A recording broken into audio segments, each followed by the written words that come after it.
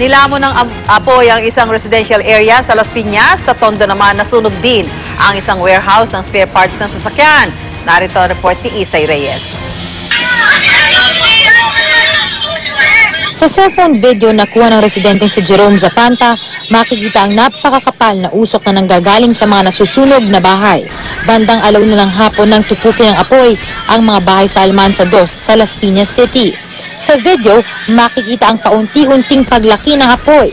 Nagsimula raw ang sunog sa likuran ng lugar at saka kumalat hanggang sa mga bahay sa bandang harapan. Ang tubig na inilalabas ng mga bumbero, tila ba walang laban sa nagngangalit na apoy. Kita rin kung paano mabilis na inubos ng apoy ang kulay asul na bahay na gawa sa kahoy, pati ng isa pang bahay sa tabi nito. Inaalam na ng mga otoridad ang pinagmula ng apoy at halaga ng mga natupok.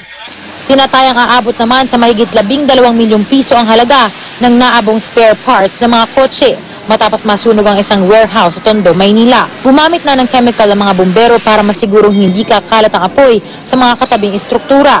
2 firefighter volunteer na italang nasugatan sa pag-apula ng apoy. Para sa unang balita, Isay Reyes reporting.